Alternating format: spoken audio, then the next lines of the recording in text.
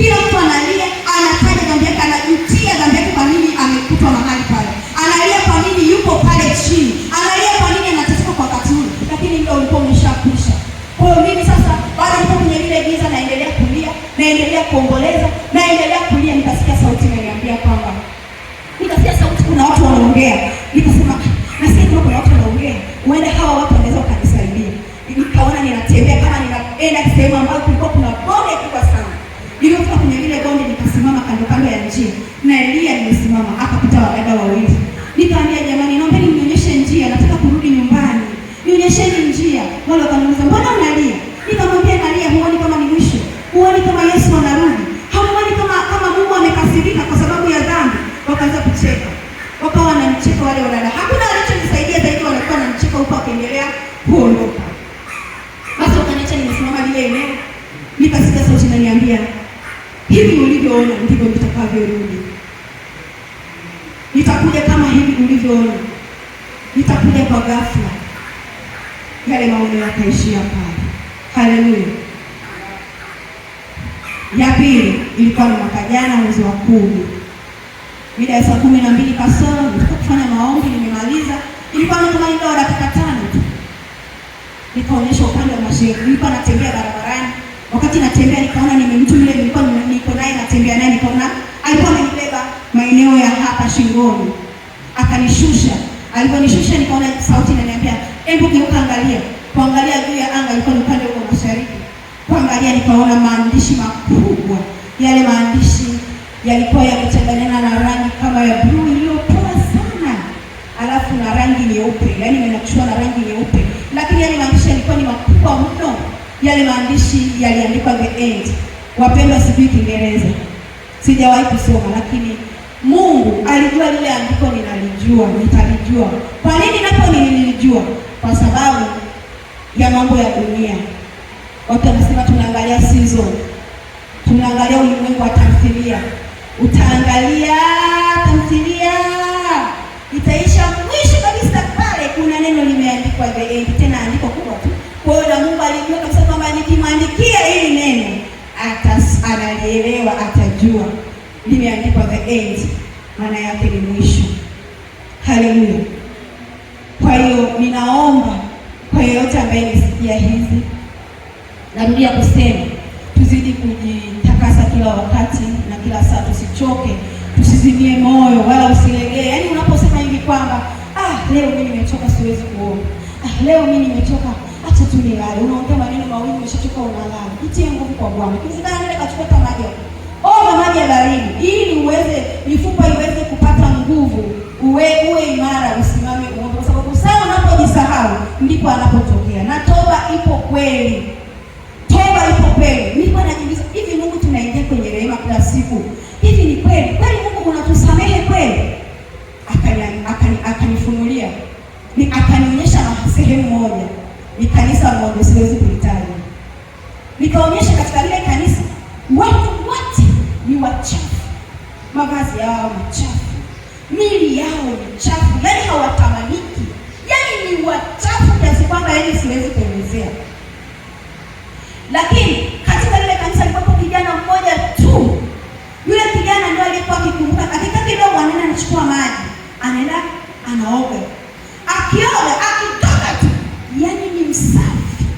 Yaani yuko smart. Sio kama amevaa nguo mpya. Yaani ni nguo za kawaida kuku, lakini akitoka kuoga anakuwa smart. Yaani ni msafi sijapata kuona. Ni msafi mwili, ni msafi mavazi, anapendeza, lakini akitoka kuoga akishajichanganya na watu. Akianza kuwaza vibaya, anaanza kuongea vitu ambavyo havimpendezi Mungu. Tayari unamwona ameshachafuka. Sio yule tena nimeona dakika chache zilizopita amefanya nini? Ametoka akiwa msafi, anachota maji tena anaenda kuoga. Akioga kutoka yuko smart, yaani ni msafi. Kwa nikaona Mungu alikuwa akinifundisha kwamba toba, unapoingia kwenye toba, Mungu anasamehe kweli. Kwa hiyo wewe unaye mwana wa Mungu, unapoingia kwenye toba, yaani ingia kwenye toba ambayo lia kama hautalia tena. Omba kama hautaomba tena. Kwa sababu rehema ni Mungu anasamehe kweli na anasafisha kweli na anakuosha kweli na anakutakasa kweli. Yaani hatuoni katika macho ya mwili, lakini katika ulimwengu wa roho tunasafishwa kweli kweli. Nakwambia. Yaani tunakuwa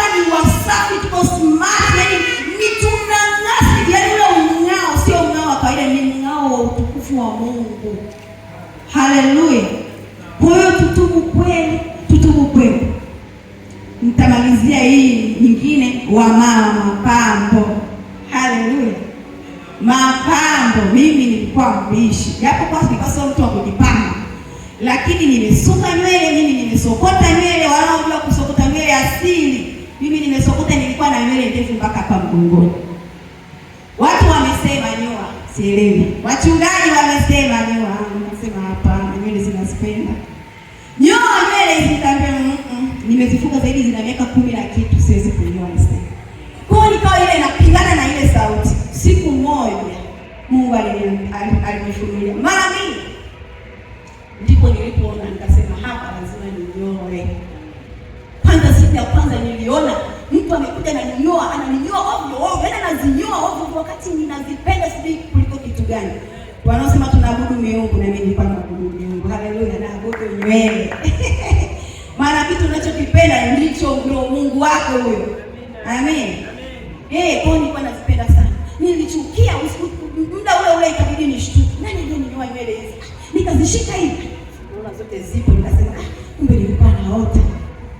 Basi siku ikapita. Siku ilipofika, siku ya pili yake, Mungu akanionyesha. Naona hivi, nikishika. Naona kama mtu aliyekufa miaka 100 iliyopita. Nani anayejua mtu aliyekufa kwamba hana, yaani kitu, yaani ngozi haina ushirika, yaani nikifanya yale manywele yanatoka. Au nani aliyeona ngozi ya mbwa anayetoka yale manyoya nyumbani? Wahehe wananielewa nikisema kipata. Haleluya. Kwa hiyo ile ngozi yaani ni kama nimekufa miaka iliyopita, nafanya hivi anatoka.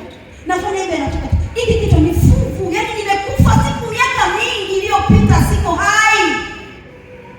Nilipokucha asubuhi, nilienda kuzinyoa zile nywele. Nikaziondoa, nikazikata zote. Unapendeza sana unapokuwa na nywele zile. Kaambia nimechoka, siwezi kukaa nazo tena. Haleluya. Hayo yote ni nini? Ni mapambo. Cheni, wamama mnaopenda kuvaa cheni, hereni, jamani, msione watu mnasema niliingia mtandaoni wasema eti mapambo ni dhambi. Nimesikia ushuhuda fulani eti sijui kuvaa hereni, sijui kuvaa cheni, sijui ni dhambi. Hakika nakwambia ni dhambi. Mimi sio mpenzi wa kuvaa cheni, sijui makoro. Yaani mimi nilikoda ugonjwa wangu ni kuvaa hereni. Yaani siwezi kukaa bila kuvaa hereni sasa. Lakini siku niliposikia shuhuda tu, mimi nilikuwa nikatupa huko. Lakini juzi Mungu alinifunulia, niko ndani, naona nimetoka kufanya usafi. Sasa nimemaliza kufanya usafi, nimetoka nje, nikasema ngoja nirudi ndani. Nafungua mlango, nakutana na cheni iko mlangoni. Nikaigusa hivi ile cheni. Iliwaka, ilikuwa ina kama kakito fulani hivi. Kanang'aka na waka kama inaanza kumulika kama inamulika kama mwanga fulani. Nilipoona inawaka waka, nikasema mbona hii cheni inawaka waka, alafu mimi sina tabia ya kuvaa cheni. Hii cheni nani? Ni cheni ya nani? Ikabidi nitoke nje nichukue ufagio. Nikachukua ile cheni nikaenda ile cheni nikaenda nikaisukuma nikaispagia nikatoa nje kibarazani. Nilipofika pale kibarazani nikawahi kufunga ule mlango. Ile cheni jamani wapendwa, ilianza kubadilika ile cheni. Cheni inawaka waka, inamulika moto, likageuka likawa joka. Yaani joka hata hii nguzo hii ndo. Joka kubwa. Kwa hiyo vile linawaka, yaani linatema moto. Sasa linang'ang'ana, linalalama, linapiga kelele lifungue liende liingie ndani. Na mimi nishafunga mlango. Kwa hiyo linatema moto, linapiga kelele lirudi liingie ndani. Na mimi nishafunga sasa mlango. Kwa hiyo hapa ninashangaa, nasema Mungu wangu, nitafanya nini sasa? Baadaye sasa lile joka kali linapopiga kelele linaona sasa halipati njia sasa ya kuingia ndani. Linapiga kelele kama linajibadilisha, linakuwa mwanadamu. Huku mwanadamu mama kabisa, mama mtu mzima kabisa, kama amevaa nguo za kitenge. Alafu huku ana nywele zake zina mvi, ni mtu mzima.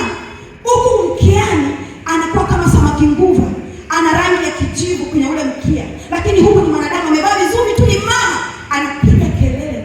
Anajigeuka tena anakuwa joka, tena anakuwa mwanadamu. Huku ni mwanadamu, huku chini ni kisamaki, kwenye samaki ule anaweza umbile la samaki nguva. Kwa nikaona nimetoka naenda kuita watu wanisaidie kuja kulikatakata lile joka. Sasa watu ninaoenda kuwakata wana vipanga vidogo vidogo. Sasa nasema, sasa hawa hivi vipanga walivyochukua na lile joka haliendani kabisa. Hawawezi kulikatakata lile joka, ni kubwa mno.